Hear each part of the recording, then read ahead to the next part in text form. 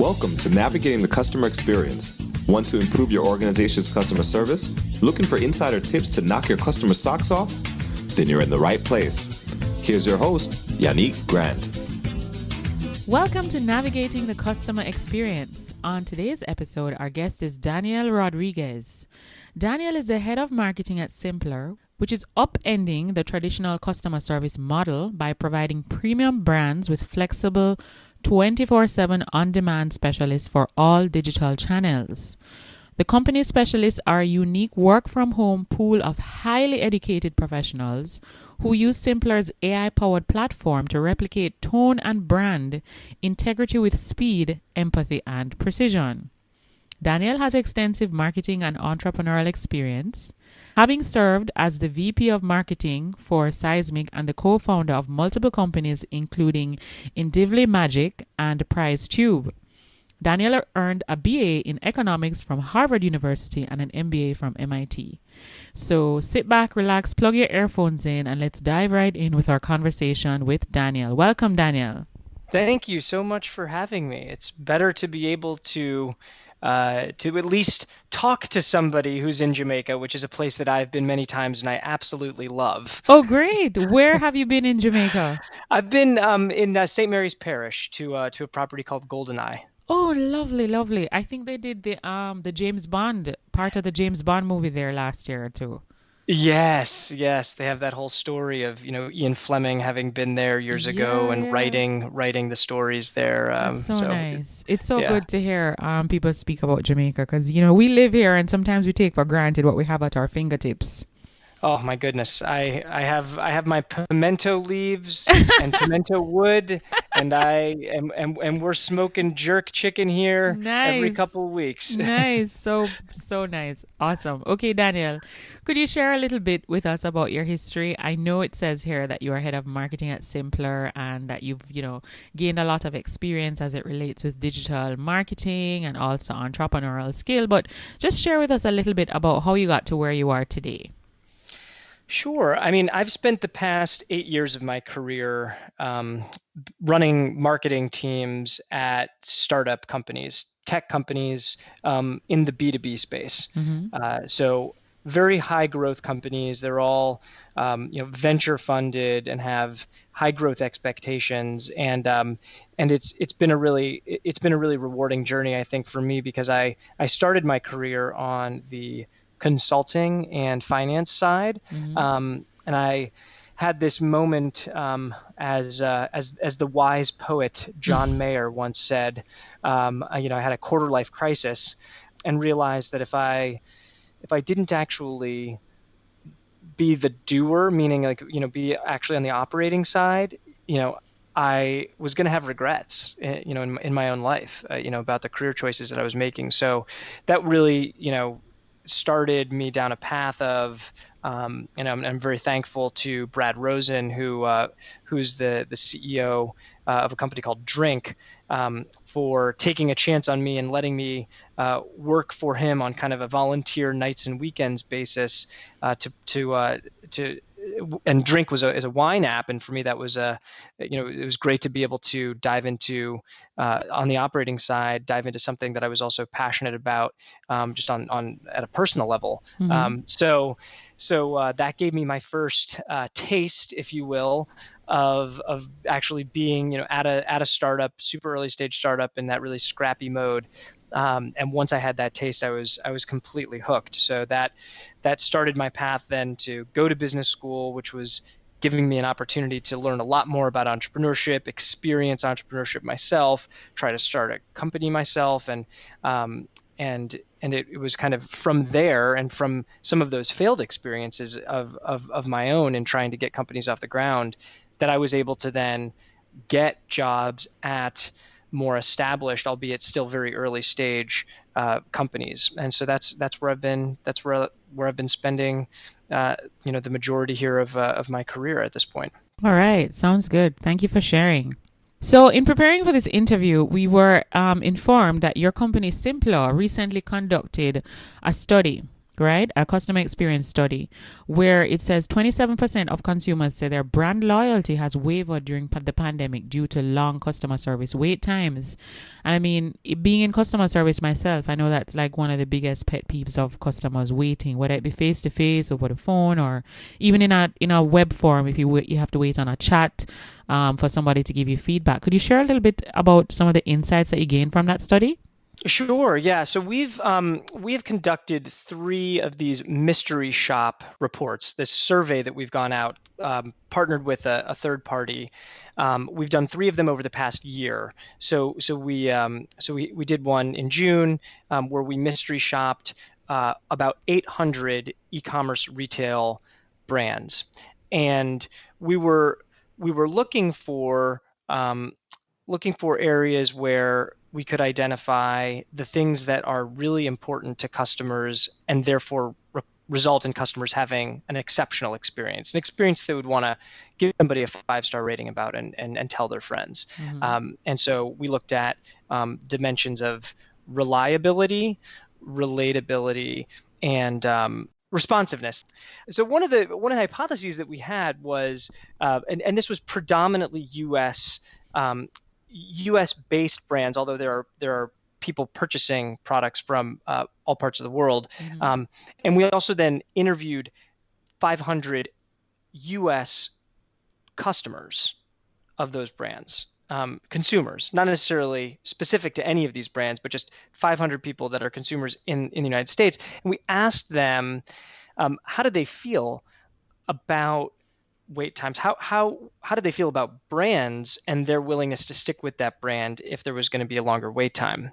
And our hypothesis was, and this was something that we have also been feeling, I think, ourselves, that during the pandemic, when the pandemic began in March and April, I think there was a lot of forgiveness. Mm-hmm. People were willing to say, oh my gosh, the world has just been completely turned upside down. Right. I'm not going to hold it against my favorite brand that things are messed up and they have shipping delays and they can't figure out where things are, and they might be getting slammed with a backlog because people weren't able to go into the office to answer these questions. So this idea that I think we as consumers were we were okay with the dreaded backlog happening. Consumers don't think of it as a backlog, but we, of course, as the providers of a great customer experience, we think of backlogs.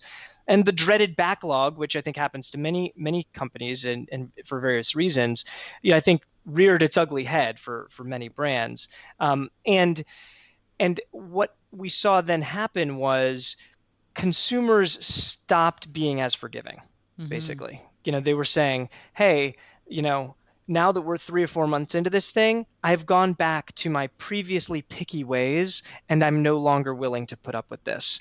And that obviously is concerning because it's still very difficult for many brands to figure out how to provide a great customer experience. Mm-hmm. So your study focused on ensuring that you were looking at brands that were providing a really fantastic customer experience, right? And the biggest pet peeve that you picked up in this report was wait times. Why do you think customers, as the pandemic, got more and more deeper, people got less, forgiving or patient as it related to giving brands the breather that they needed? Well, what's really interesting about this finding is that I do think that part of this finding is cultural. Okay, that's a good point. And by that I mean Americans are not the same as people from other countries. We had a webinar, and we had a couple of guest speakers on the webinar. One of which, her name is Alex. She runs customer success at Princess Polly.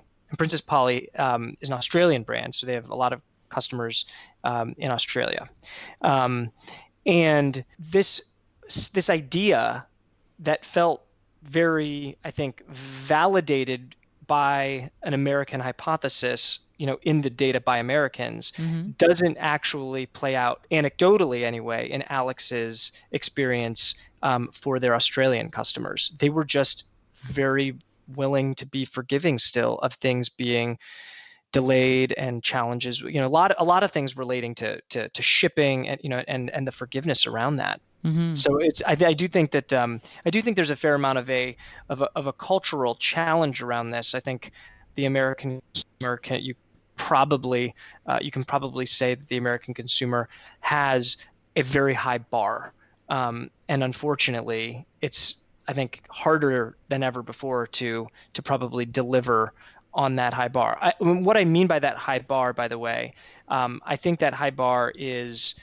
I don't want to use words that are either positive or negative in kind of describing the American consumer here. Mm-hmm. I am American. I am an American consumer, but I think that the American consumer has been very much influenced by a lot of the existing technology and the way that American consumers have been catered to by that technology. So Amazon, which is absolutely a ubiquitous company in not just the United States, but as I'm speaking specifically about this, has, I think, created an expectation of you get whatever you want when you want it, and it comes fast, and that whole idea of like hyper catered to. Mm-hmm.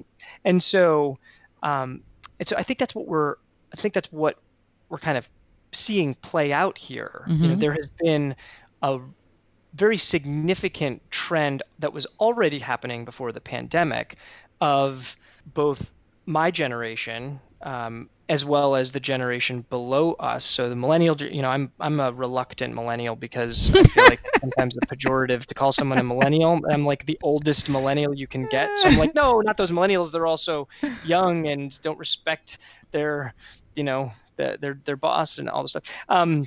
But I as a millennial and then as Gen Z, there's a pretty significant shift in the way that we want to interact with our brands, as consumers, mm-hmm. Away from that kind of unilateral, hey, here's the phone and we're available when you need us if you ever have an issue. Mm-hmm. And by when you need us, I mean between the hours of 9 and 5 Eastern Standard Time, Monday through Friday.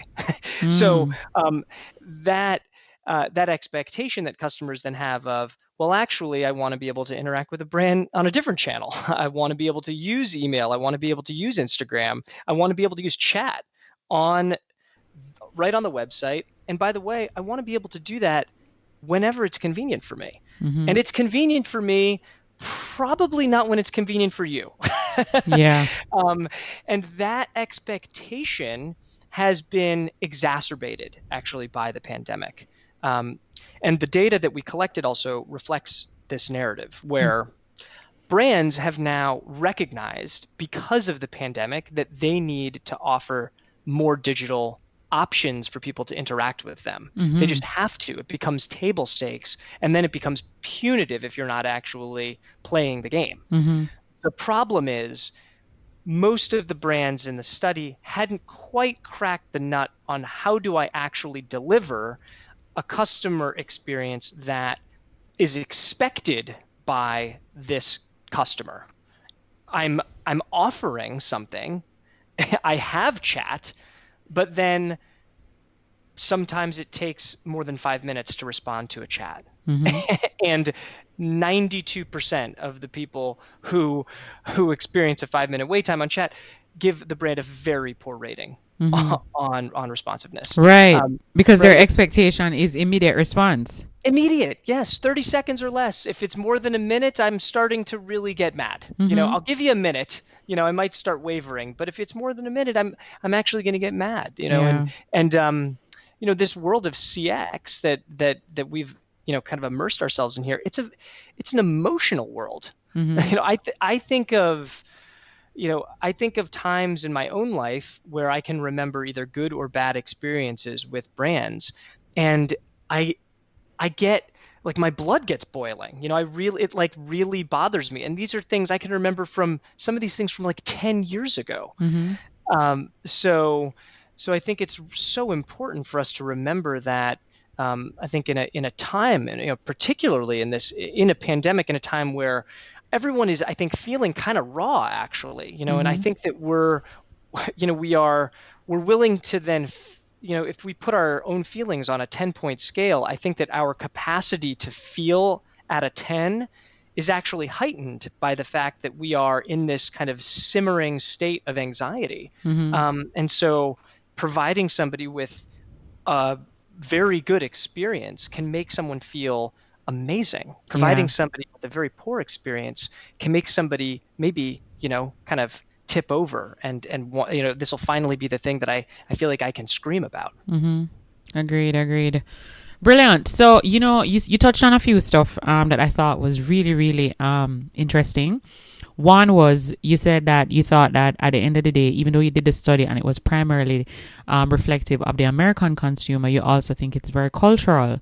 And it's funny you said that, because I do agree with you.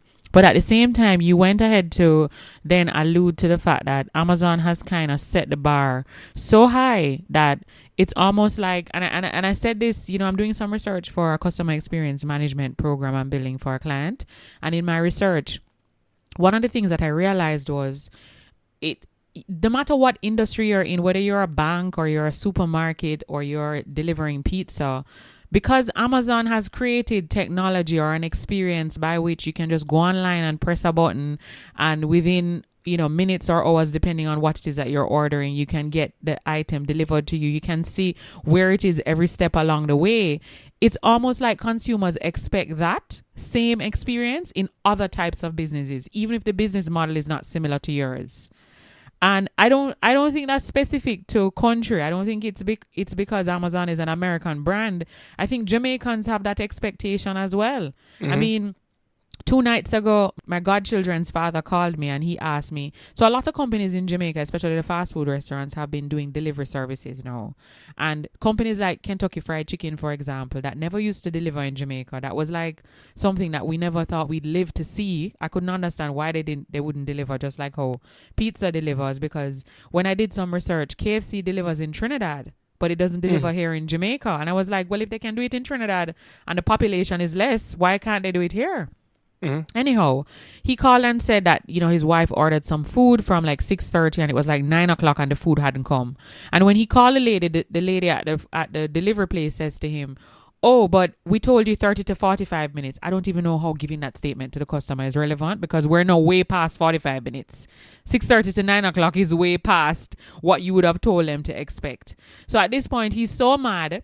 He wants a full refund. And then they further said to him it's going to take them 7 to 10 business days to process his refund. And remember, when they took his money, I'm sure it didn't take 30 seconds to run that money off of his card, or, whatever payment was. Well, it would have to be off his card if it was a digital payment, because he did it through an app that they have that they use on the phone. But I'm saying this to say, Danielle, that you are correct. Because of the experience that Amazon has created for us, and as I said, I don't think it's necessarily cultural. I think, generally speaking, regardless of the country that you are from, if you know of Amazon and you've done business with them, it's almost like your brain is saying to yourself, well, if Amazon has human beings that work in their organization and they're able to create these technologies that create this type of experience, why can't other businesses think like this and operate like this to create a similar kind of experience, to make life less stressful for me? Because there are other things that I have to worry about, and this would be one less thing for me to stress about. So I thought that was really, really brilliant. And I think all organizations should really be looking at benchmarking themselves, not against companies that are in the same industry as them, but even companies that are outside of their industry, because that's how their customers are viewing their businesses. I totally agree with that. And thanks for just sharing that anecdote as well. We actually, we work with a large restaurant, quick serve restaurant, and they have an application, and it's a very, it's a very similar type of thing where you see a lot of times confusion that people have. And what was sad, we recently saw this really great kind of interaction with the brand. We're helping out on helping them answer these customer inquiries. And somebody writes in with basically that same story, like, hey, something got messed up with my order. It's it hasn't been here for way too long, and I think that the bar is currently so low, actually, that this here's the saving grace, right? We don't want to give doom and gloom to everybody, right? But maybe the saving grace is that the bar is actually quite low in terms of reality. And if you then are responsive to people and you are empathetic, and this was another thing that our data showed, is the relatability aspect. So being empathetic, showing somebody that you're a human, which bots obviously struggle to do, and which is why people get frustrated with bots. And I'm not saying bots should never be used, but I'm saying in certain instances, if you put a bot in front of somebody and they are unable to get their situation resolved, it will make them even more mad than they would have been in any other situation. True. But when we talk about just that bar being kind of low, you give somebody a quick response, you immediately tell them, hey, I am so sorry that your food did not get there when it needed to. That must have been extremely frustrating, and you're probably hungry right now. Agreed. You immediately have made the person feel validated, because being validated is the cornerstone, I think, of being able to make somebody feel open to then working with you and coming back. So you start with that validation, which is, I think, the cornerstone of empathy. And then you give them that refund, you get that processed much more quickly. and then what does that person do? And this is actually a real example, by the way. So I saw this exact example happen, and this person wrote back 5-star review on out of 5, right? 5 out of 5-star review on the CSAT survey. And then they write in and they say, I just have to tell you, I didn't even think anyone was going to write me back. And you've totally blown me away, right? But I mean, that first initial idea that they had actually written in, they had taken the time to write in to express their frustration, and they still didn't even expect to hear back, to me shows that there is a real disconnect, I think, between where people's bar is in terms of, like, if you can get over this bar, you're going to actually satisfy people. Right. And then if you can really go beyond it to just I think the expectation that, that we want to have for our consumers, that there is, I think, there's plenty of 5-star moments out there to be had. Agreed. So true. So one of the things your study actually said, let me just find back where I saw it in here, which I thought was really very important, reinforcing what you just said. So AI-driven chatbots are making significant strides in providing real-time information to solve simple customer concerns. But it still remains important to the customer experience that a company brings empathy and humanity to each customer interaction. Because, as you said, bots are here to help us. The technology is there to help us. But at the end of the day, there's some circumstances that require human interaction. I mean, I honestly don't think that even though technology has advanced so much, that the human element of a customer experience is ever going to be void and null. It's still going to need some form of human interaction. I agree with that. Look, a couple years ago, we were living in the rage of, AI bots are going to be able to completely take over multiple parts of the organization. Actually, it was customer success. It was also sales. I remember hearing, right, we're never going to need sales reps because the bots can do all the work.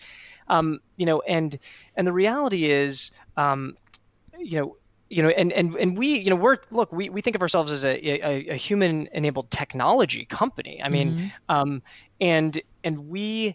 we think that there is a place for technology, and we see companies, I'm not even talking about our own customers. I'm talking about, we see big brands. There's a place for bots, and it has a certain limited scope. And it's an incredibly valuable way for them to reduce their overall cost of service. And we then, we see companies that then are using people to answer questions in an on-brand way. And, you really got to nail that, that kind of tone and brand, and you have to have the knowledge, and the people have to have that knowledge. And then there's always going to be and we play that role. We play that role for companies, but there's different ways that companies do that. And then there's also always this like core team internally where things need to get escalated to. If something is really going bad, you really need to have some people that are inside the organization that might be able to move larger mountains if need be. Right. And so that's kind of where things, I think, sit today. And I don't necessarily see a lot of companies saying what we really need is more bots. I hear them say what we really need is fewer backlogs, because the backlogs are what is killing their customer satisfaction. And bots don't necessarily take away the backlog. They might give you an immediate quick responsiveness, but they won't necessarily be able to resolve the issue. Right. And of course, if you don't resolve the issue, you don't really change the situation. No, right? you don't.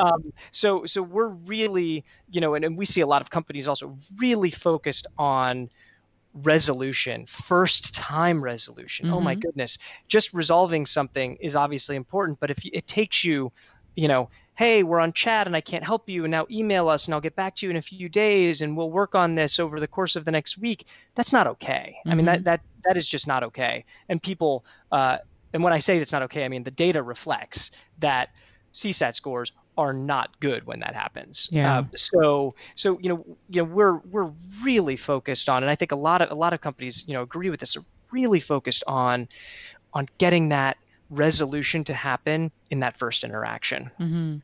So based on what you just said a while ago, I wanted to know, just based on your own experience, your expert experience, could you maybe give us 2 or 3 things that if our audience is listening to this podcast now, let's say they do have some of these issues that we're talking about, what are maybe 2 or 3 things that they should do that maybe they're not doing now, in a very practical sense? What are 3 things they should really be focused on? And I think you're probably going to say first time resolution is definitely one thing they should focus on. You can correct me if I'm incorrect.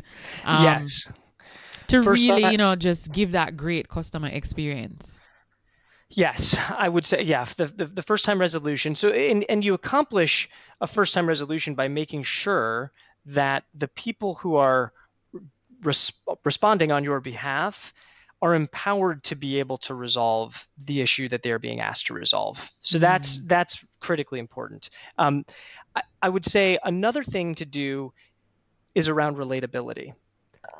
Oftentimes we have people that are doing the customer service response, right? They're writing back, and yet, for a variety of reasons, whether it's the incentives we're giving them or whether it's a lack of directive, we are taking out their humanity from the interaction. If we're just telling somebody, just get through this quickly and get it done, which is sometimes the way that we align the incentive, we then just get them to just do something really fast. And you can tell when you get an email that when it's kind of fast, somebody's just being quick and they're not, and so when I mean relatability, I mean empowering people to actually show that they're people and using that personality. So giving a potential anecdote, being able to be empathetic, like we were talking about before. I mean, validating how somebody's feeling. It's hard for bots to do those things, credibly. They can do them maybe in a way that will get it right some of the time, and then not some of the time, and that not some of the time is really a disaster, basically. So, this is where human beings, we have this capacity to allow somebody to have an emotional connection to what you're saying because you're showing your humanity, and we need to encourage people. We need to encourage people to do that. Yeah. And the last thing I would say is, it is important to be able to be reliable with your customers and where they want to be. The data does suggest this. This is also where the world has been going. But people just want, if you have chat and you cannot respond to people on chat, that is, it's like, what is worse, having it in the first place or giving people a terrible customer experience? It's like it's like a two sides of the same thing. It's terrible because you're going to miss out on these pre-sale opportunities by not having it. And a lot of people just prefer to go in through chat, even for a post-sale inquiry. But if you don't service it properly, it's a terrible experience. Same thing with email. I mean, people offer up email, and they should, because many people like to get via email, and they recognize that I'm going to send you an email. And I think the expectation from what we can see is the expectation is a day. If you're getting back to me in 24 hours on an email, that is about what I would expect. That's how I kind of think about it, even in my own life in business. I write somebody an email, and I expect them to get back to me within 24 hours. Even if it's just an acknowledgement, right? Sure. Oh, sure. Yeah. I mean, just to be able to say, I hear you, right? I mean, oftentimes in our customer service world, we end up giving people an automated response, just let them know I received your email and we will be getting back to you. But in the survey that we did, the average response time on email was 48 hours. Wow. And I think that people recognize that that's probably not acceptable. So again, it's not that I think that the bar for what we should be attempting to provide is attainable, because where things currently are has plenty of room to get better. And I think that when you impress people, so if you then get back to people every time in less than 24 hours on your email, every time, and you never create a backlog, so because you never want to have a backlog, and because customers feel the backlog. The backlog means you can't get back to them for days. Yep. Right. Or chat. If your chats are piling up, and I'm not talking about at 3 a.m. when for some strange reason somebody doesn't get back to a chat. Maybe you can be forgiving of that, right? I'm talking about during a time where you expect somebody to be able to chat, and they're piling up. That's a chat backlog. That's a disaster, and those should be avoided at all costs. Agreed. Excellent points. Thank you so much, Danielle, for sharing. And for our listeners, we're definitely going to have the link to the study that Danielle's company did, Simplr, that was published on Customer Think, so you guys can actually see the statistics. Clearly, it's based on the American economy, but there are many things that are specific to our own businesses, and it will give us insight into how customers are feeling, because at the end of the day, we're all human beings. So, Danielle, could you share with us, what is the one online resource, website, tool, or app that you absolutely cannot live without in your business? So we use a technology called Gong to listen to our sales calls, and I will say that it has been very powerful. As somebody on the marketing side, where we are really trying to support our sales team, make sure that we understand what our prospective customers are actually saying about their pain, what is that language, and our ability to then provide the right information to our sales team so that they can be successful in those selling interactions.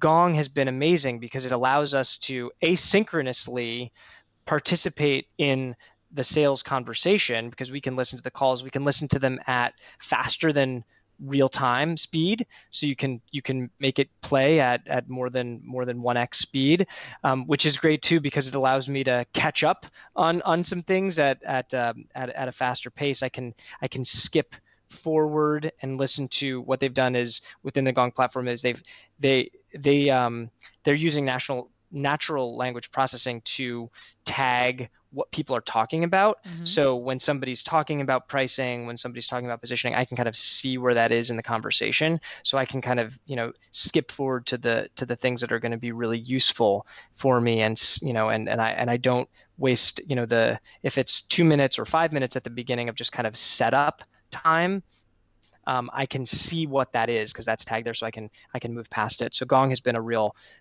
benefit to us, and I'm only assuming that also because of the pandemic that it's even more useful, because I can't easily just kind of hop in a room and join one of my sales teammates on a call. Right. Could you spell that for me, please?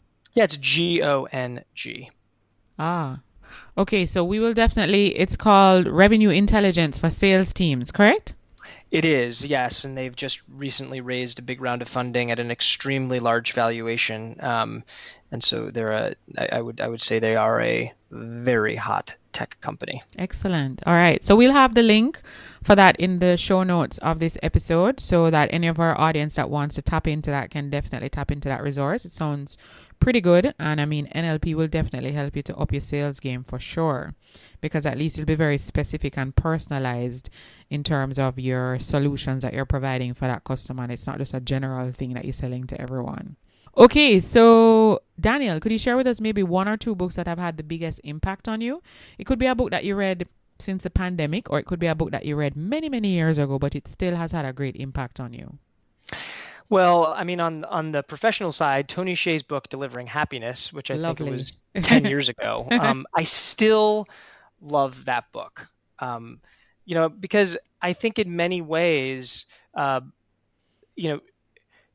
Tony's way of thinking about the business model as customer centric, I think is still, and when, and obviously he also, sold the business to Amazon, which at the time felt like, well, maybe that's not a win. And if he's been holding on to that Amazon stock, I think most of us would think he's probably a billionaire at this point.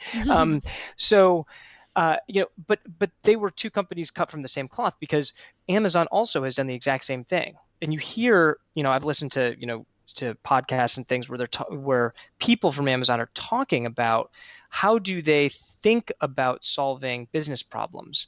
And they always start with the customer perspective. What will make the customer happier in this circumstance? And I think that ethos, and Tony, I think, just talks about this, basically throughout the entire book, that ethos is what makes the whole discipline of CX a reality. It's not just your customer support function. You have to be thinking about this in every part of the company. Well, what would be better for the customer? And that informs what we do on the marketing side too. What will make this easier for the customer to be able to understand our value, understand what we do? How can we give them more useful information that will make their jobs easier? So I love that book. On the personal side, I recently finished reading How to Be an Anti-Racist by Ibram X. Kendi, and it's an amazing book. It I think gave me a lot more language to be able to understand the role that I need to play in the world and how I'm going to be part of change that needs to happen, and the role that policy needs to play, and what I need to do to support policy that is anti-racist, so that we can dismantle the systemic racism that has plagued not only this country, obviously, but many parts of the world for a long time, for centuries, and so I'm incredibly grateful for the scholarship of Ibram X. Kendi. I'm actually attending a seminar that he's putting on this evening. So I'm very, very excited about that book. And if anybody else has read this book and is interested in talking about it, I'm very much looking to connect with people who are interested in this as a topic. All right, brilliant. Thank you so much for sharing, Danielle. Really, really appreciate those two books that you shared with us. Now, can you share with us what's one thing that's going on in your life right now, something that you're really excited about, either something you're working on to develop yourself or your people? Well, the funny thing about a pandemic is that it can change a lot of the priorities of what you were able to try to do or not do. One of the things that I'm passionate about is meditation. And I started meditating about 10 years ago, and have been meditating on a daily basis for close to 4 years at this point. Okay. So I've kind of gone on and off in the past with some different ways of doing it.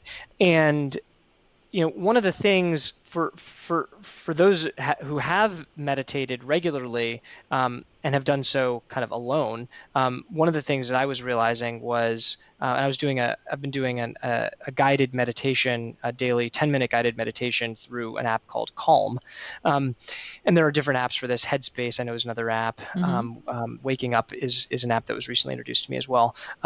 There are lessons that are being broached, and I've wanted more opportunities, I think, to kind of talk about those lessons and to reflect on them and hear other people's thoughts on them. So I feel like I've been doing this in kind of a siloed, personal way. And recently I brought this to Simplr, and I said, hey, does anyone want to do a meditation? And I'll talk about why I'm into meditation, and we can do one of these guided meditations through the app. To my pleasant surprise, a bunch of people were very interested, and there were also a bunch of people that have meditated either sporadically in the past or that meditate quite regularly for longer periods of time even than I do. So so now we're starting a company meditation practice. Nice. Where we get together every 2 weeks, and we have a prompt that we are going to then reflect on, and then when we get together, we discuss what was covered in that prompt as a way of, I think, trying to deepen our own practice and understanding, and also just to get to know people on kind of a different level. So really, really excited about the things that we can do that will bring us together.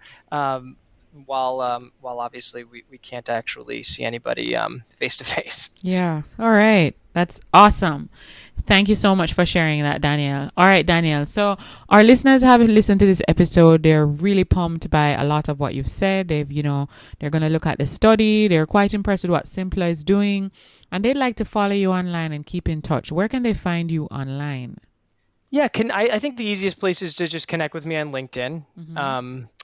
So I'm Daniel Rodriguez on LinkedIn, and yeah, I love to be able to hear what people are up to and help out in any way that I can. Great. All right.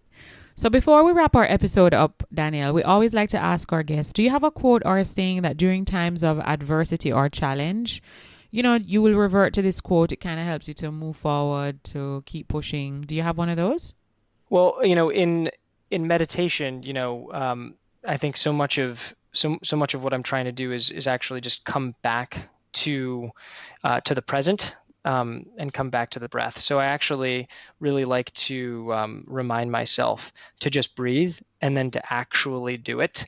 And oftentimes, if I'm feeling overwhelmed, if I just focus on that feeling of my breath and just tell myself the word breathe, that it has an incredible effect. So I will just leave everybody with the single word, breathe. That's brilliant. It's funny you said that because I have an Apple Watch, and every now and again I see the breathe thing comes up on it and it says breathe. I guess it's reminding me to breathe. I don't know if it's built into the watch like that, or maybe it picks up that my body energy needs to kind of cool down. I have no idea, but yes, breathing definitely does help. I don't know if I intentionally sit down and breathe from time to time, because I do meditate sporadically, but breathing it can definitely create clarity for you. It causes you to kind of just slow down, and as you said, brings you back to the present. I have actually experienced that on many, many occasions. That's excellent. Yeah, I don't have an Apple Watch, so maybe if I did, I would do even a better job of this. Yeah, so there you go. You could, as I said, it looks like it's built in, because I didn't program it to tell me to breathe, so it must be something that comes with a watch.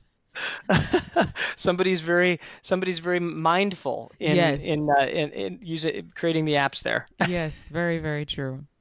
All right. Well, Danielle, thank you so much for taking time out of your very busy schedule to sit with us today and share all of these awesome insights as it relates to customer experience, the fact that brands have to be dealing with so many different challenges during the pandemic, how customers are interfacing with these brands, how their expectations are continually being raised, and if brands are really working hard enough to try to merge technology with the human side of the experience to still ensure that their customers remain loyal to them throughout, the entire process. So what you shared was really, really insightful. I mean, I gained a great amount of knowledge from it, and I'm sure our listeners will gather as much or even more from this experience.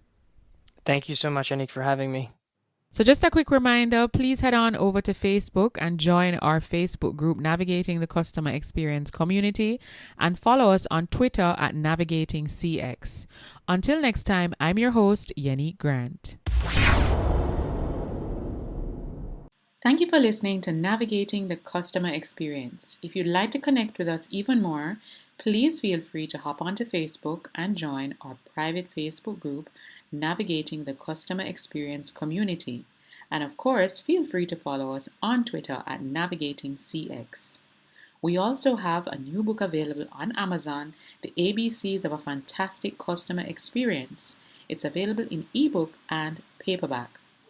So if you want to increase revenue in your organization, build a stronger service culture, and create employees or develop employees who are really mastering service delivery in your business, you need to grab a copy of this book. Until next time, I'm your host, Yannick Grant.